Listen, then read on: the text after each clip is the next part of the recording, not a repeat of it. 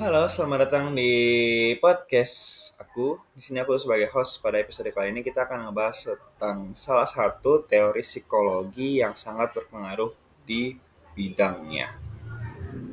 Ya, itu adalah two-factor theory. Two-factor theory ini teori dari Spearman yang membahas tentang konsep kecerdasan manusia. Yuk kita bahas. Tapi sebelumnya kita akan ngebahas dulu tentang siapa itu Spearman. Spearman adalah seorang psikolog Inggris yang hidup pada awal abad ke-20. Spearman terkenal karena kontribusinya dalam mengembangkan konsep kecerdasan dan statistik psikologis. Salah satu teori utamanya adalah two factor theory atau teori dua faktor. Oke, jadi kalau menurut two factor teori, teori itu dibagi menjadi dua. Ya, ada general faktor atau yang disingkat sebagai G atau specific factor dan specific factor yang disingkat sebagai S. Jadi, faktor umum yang juga dikenal sebagai faktor G itu mencerminkan kemampuan umum yang ada pada setiap tugas kecerdasan. Sedangkan faktor khusus atau specific factor juga dikenal sebagai faktor S, mencerminkan kemampuan spesifik yang berkaitan dengan tugas tertentu. Ya, biar paham lebih lanjut, biar paham lebih lanjut, jadi kita mungkin di sini bakal langsung memberikan contoh. Ya, kalau kalian lihat ini ada memesnya itu ada memes tentang IQ. Ya kita bakal bahas tentang tes IQ. Jadi kalau tes IQ sendiri kalau kalian lihat semisal ya, aku kasih contoh tuh CFIT.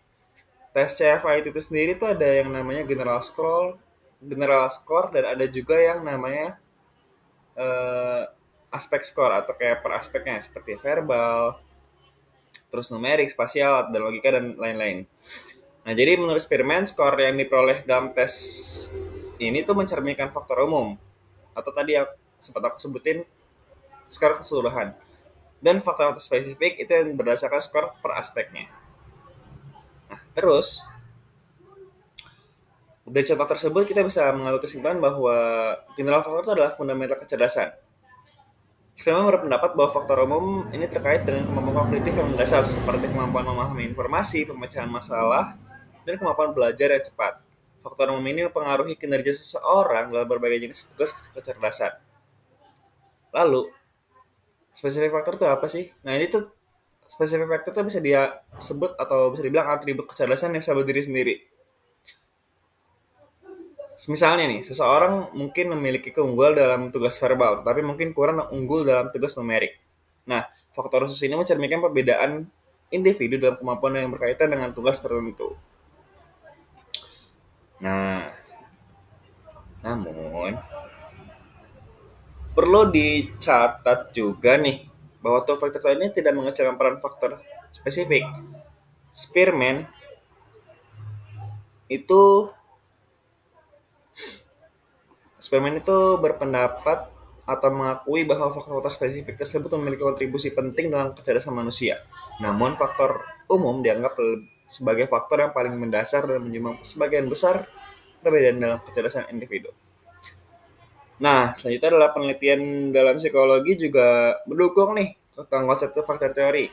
Sering tentang faktor umum dan faktor spesifik itu membantu kita untuk memahami perbedaan kecerdasan individu, menjelaskan mengapa seseorang mungkin unggul dalam satu area kecerdasan dan kurang dalam area lainnya.